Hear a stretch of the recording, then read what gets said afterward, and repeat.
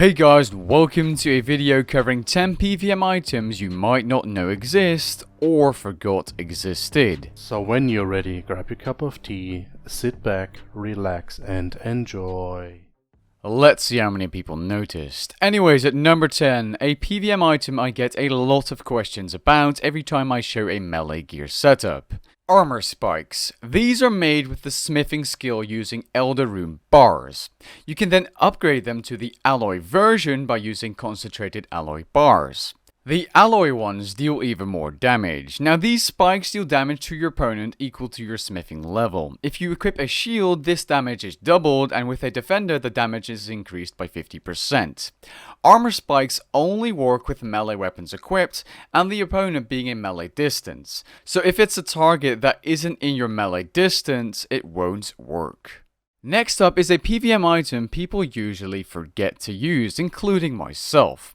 It's PvM incense sticks, which can be created by cutting 2 logs into sticks, 2 logs for 1 stick set, then adding ashes to those sticks, basically coating them, which also costs 2 ashes per stick set, and then add 1 herb to finish the incense sticks.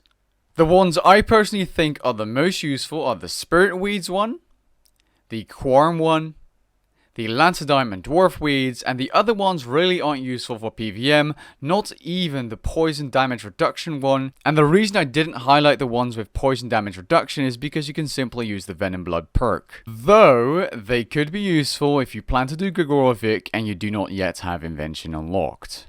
Next up is the Salve Amulet Enchanted, or Salve Amulet E, and this is an incredible damage boost against the undead. 20% increased accuracy and damage. That is insane. This is the best in-slot PvM necklace for Charaket the Necromancer, aka the second ED3 boss, and Revenants, and all the other undead slayer mobs.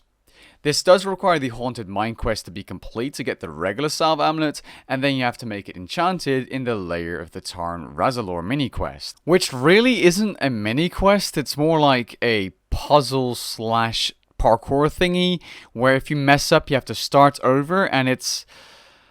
let's say it's infuriating if you do mess up, but it's kind of easy to do with a YouTube guide you can simply look up.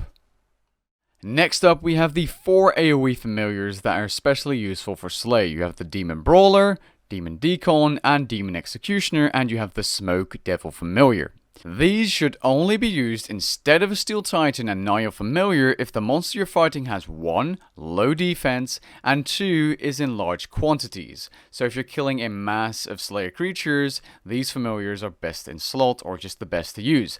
Like Turovs for farming experience, Dark Beasts, Abyssal Demons, Black Demons, whatever it may be, low defense Slayer mobs or just tasks you want to power through, these are good. But if it's a high HP monster, take Vol Blooms for example, you're better off using a Steel Titan. Do keep in mind you need to have the scrolls for the familiars to use their AoE abilities. For the demons, it's the Ring of Fire scroll, and for the Smoke Devil, it's the Dust Cloud scroll. These are sometimes quite difficult to buy off the Grand Exchange because not many people make them, and you'll probably have to end up buying the pouches and creating the scrolls yourself, unless you want to pay 3 times the price. Next up, we have the enchanted version of the Criminal Bolts. Now these bolts make crossbows even better than two-handed weapons. Not just the needle strike ability is good, but these bolts are extremely powerful and you can use various bolts in various situations. The ones that are used most often are the Dragonstone, Diamond, Ruby, and Hydrix ones. Now these bolt specs occur randomly, they don't occur every single attack, and let's just quickly take the Ruby one for example. You deal 20% of your enemy's life points in damage if this bolt procs, but you only take 10% of your own life points in damage at the same time. This is capped at 3000 so that you do not get KO'd. These bolts are extremely versatile, you can use them at Rax, Nex, and a lot of other high tier bosses with lots of health. Now I didn't mention these bolts earlier, but the Onyx bolts are extremely good for raids tanking roles. Now you can just make these bolts as a daily, but it requires some time and effort to put in, but you can also just buy them off the Grand Exchange. Next up, we have a niche item that is useful for speed kills. It's the Berserker Blood Essence, and it can actually boost your stats for 20 seconds, and that can be stacked with regular Supreme Potions. It does not work with Overloads, but in combination with the Supreme Potion, you can get a stat boost of 34 levels, and having that boost for 20 seconds is more than enough for some of the speed kills from the lower tier bosses or world records if you're going for those. But it does require the River Blood quest, which is quite a long quest line, and 400 cremations in the Columbarium. I might just say that wrong, but it's underneath that Temple of Saradomin that separates Varrock and Canifis, or Mauritania. And just like the other blood essences, it is of course charged by congealed blood. Next up, we have Dominion Mines, and these require 400 kills in Dominion Tower, which takes quite some time in itself. And you need to have done all the special challenges except the Sunfreet one at the Dominion Tower. Those challenges do require quests because those special challenges are basically fighting special bosses. And those 400 kills can be quite annoying because a lot of the bosses in Dominion Tower have those specials where you have to use certain runes or certain things to kill them or finish them off. And this does take a while to get, but these Dominion Mines, despite me not having them myself, are 100% worth getting according to every single PvM that has them because they are such a big raw damage boost for the bosses you can use them at. As it hits 20% of a target's maximum life points with a cap of 10,000 damage. And you can place these mines every minute, so you can place 2 mines per minute, so that's 20,000 extra damage. That's a big increase. Now these Dominion mines can only be used on bosses with a combat level of 138 or below, but there's a catch. Sari, for example, is not level 138, but you can use the Dominion mines on the crystal of Saryu's back. You can also use Dominion mines on high health trash mobs in elite dungeons. You can use them at the Solak routes and place them in the 4 corners for Angel of Death for those Blood Reavers that spawn. You can even use them at the Black Hands at the Blackstone Dragon. So if you're able to grind through those quests, these are worth getting, and I should definitely just do those quests myself and get them, but quests, man. But these are really worth it. Let's move on. Next up, we have oops, that was my tea.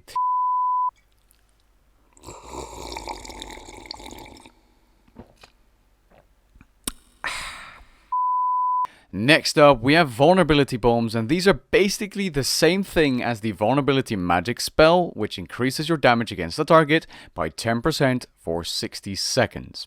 Except, you can just simply throw them with any combat style, meaning you can use vulnerability with a ranged setup and a melee setup without bringing along your seismic wand or whatever magic switch is.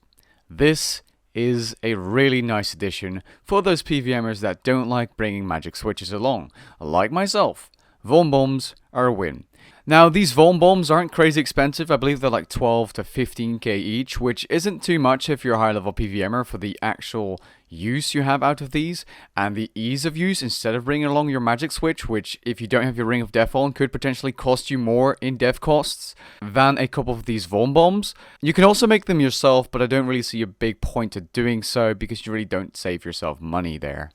Oh, and they actually vuln every single monster in a 3x3 tile area.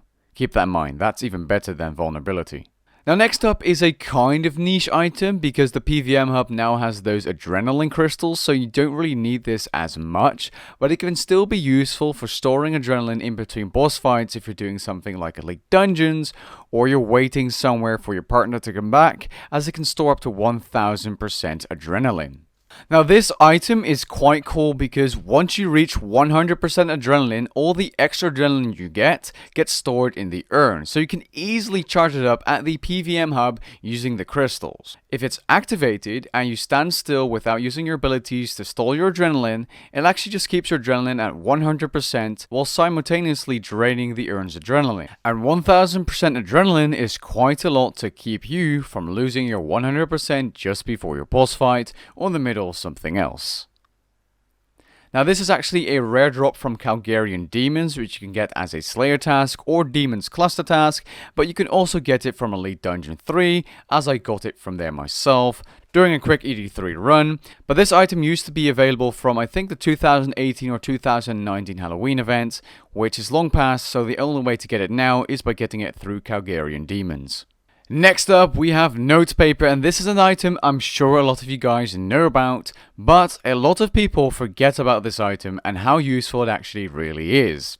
Now you can just simply buy magic notepaper from the Grand Exchange and use it, or you could make enchanted notepaper using the invention skill. But as a regular player, you're better off just buying the magic notepaper. Maybe if you're an Iron Man and you have level 97 invention and you have the blueprints from Brill at Damonheim, which cost 200,000 engineering tokens by the way, you can make yourself notepaper with the invention skill. But just to mention why this item is so useful, you can literally note any PvM drop that is worth noting that's more expensive than the cost of a piece of notepaper that you want to bring along. For example, bones from a Dragon Slayer task, or bones from a dinosaur's task, or mammoth tusks at a mammoth task, or any other PvM item a Slayer creature drops often or bosses drop often that you think is worth picking up. This could also be useful at Dagonoths if you're camping them for very, very long, or the Urk bones at Bandos, and this item is the best item that was ever added to RuneScape for Slayer apart from the Slayer helmet.